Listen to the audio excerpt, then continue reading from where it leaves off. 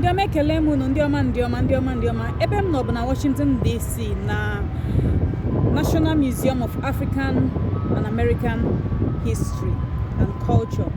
Akụkọ maka slave trade atọrọ ndị be anyị wee banye na ya.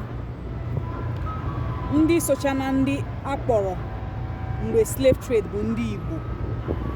Ị ga-ahụ ọtụtụ ihe gbasara ndị Igbo ka m na-aga ka a na-akpọ Igbo. Ọtụtụ ebe ị ga-agafecha ihe ị ga na-ahụ bụ akụkọ ndị Igbo, ka ndị Igbo si wee sị na kama o nwere ụdịrị ọnọdụ ha ga-anọ ọnwụ akara ha mma. Ihu maka anụrụ m olu Ọlaudo Equiano, anụrụ m olu ndị Ọgọsta ejidere n'oge slave trade. Ọ dagidere m onwe mgbe o ruo dị m ka ama akwa ka m bewezila maọzụ m ka o si wee dị m, maka na o nwere ebe ị ga-abanye sicha ma onu ha ka ha si akọwa ihe mere ha, na ka ha si akọwa ọtụtụ ọnọdụ ka ha si wee gaa, ka ha si akọwa obi ụfụ ha, ka ha si akọwa ihe niile ha gabigara, ma mgbe ha si na ọnwụ ka ha mma.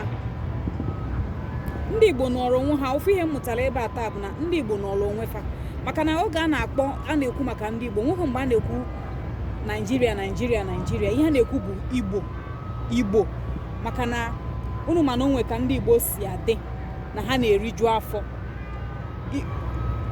Ya ịzụ afịa na ịrụ ọrụ ike doro ha anya ọfụma. Ya bụ ihe dịka ọrụ ugbo, o wee mee gịnị, o wee bụrụ ọtụtụ ndị Igbo ka a na-akpọta wee na-ere, ka a na-akpọta ka ha nwee ike wee nyere ha aka wee rụzie obodo nke ha.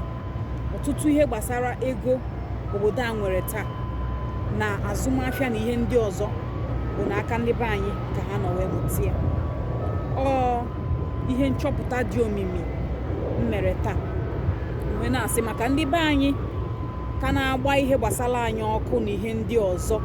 Ọ ga-abụ ọ bụrụ na nwatakịrị chọrọ ime nchọpụta ma ọ chọrọ ịjụ ajụjụ, onweghị ihe ọ ga-afụdịrị wee jụba anya bụ ajụjụ. Ọtụtụ ndị okenye nọzụkwa nkịta bụ ihe ha na-eme ka mụ na-aghọta ozi na-ekwu gịnị, na ọ ga-adị oke mkpa na anyị ga-ebido wee na-akọ akụkọ nke anyị dịka anyị si afụ ya ebe ndị ọzọ, ka anyị na-akọ ya ka o wee na-adaba, ka anyị na-ekwu nke bụ eziokwu. Na a na-asịba na ọ bụrụ na dinta na-egbu anụ ọtụtụ ndị ga na-adịrị dinta gaa ruo mgbe ya bụ anụ ọ na-egbu kọwara akụkọ nke ya site n'akụkụ nke ya. Ya bụ na ọ ga-adị oke mkpa ka ndị Igbo bido wee na-akọ akụkọ nke ha, ka anyị bido wee na-edozi ihe gbasara anyị, na-akọ akụkọ nke anyị. Ọ ga-abụ n'ụwa chọrọ ịma ihe dị ka ya, ka ụwa bịaba ka anyị gwa ha, na ọ bụla ka anyị nwa na-abịa ka ụwa na-agwa anyị ihe gbasara anyị. O nwere ka ọ dị unu nye oyi ọfụma ka unu fụnụ, o nwere ka ọ dị chekie ya, ọ bụrụ na ọ ga-adị anyị mma. Maka na ọ na oge ụfọdụ na-abụ onye Igbo chọrọ ime ihe, ndị Igbo achịba ya ọchị. Onye Igbo chọrọ ime ihe gbasara ndị Igbo, akụkọ ndị Igbo, idozi ihe ndị Igbo nke ndị bekee kpọrọ curation, ndị Igbo na-achị ọchị. Mana anyị chọzala ime nchọpụta maka ihe gbasara be anyị achọba ha, chọba ebe ha dogasịchara ihe ndị ahụ. Anyị na-agba ọkụ wee na-asị na ndị ụka ndị ara na asịsa anyị bụ ọkụ ihe gbasara anyị na-agbagasịcha ya ọkụ. Unu mara ụlọ a dị ebe a, ihe gbasara eji rụọ ya bụ nke ha na-akpọ deity, ma nke ha na-akpọ kedu ha na-akpọ ya, artifacts. O si na Yoruba. Nya bụ ọ dịka nwaanyị dịka unu manụ ka esi arụ ya, ihe dịka arụsị. O mechaa ka aga m egosi foto ya ka unu wee hụ.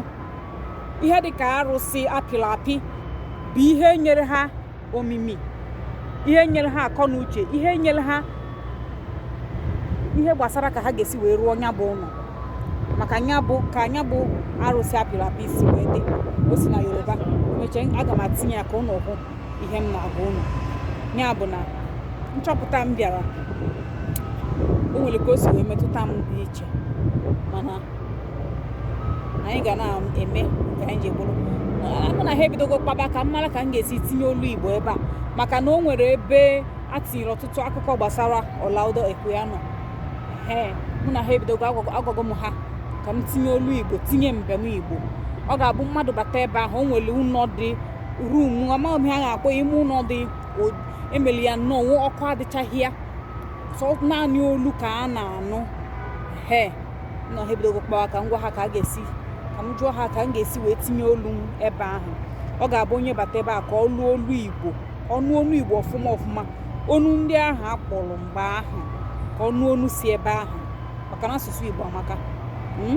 Asụsụ Igbo amaka, unu ma na Igbo ka m ji aga, Igbo ka m ji aba. Ndị be anyị, ekelesie m unu ike.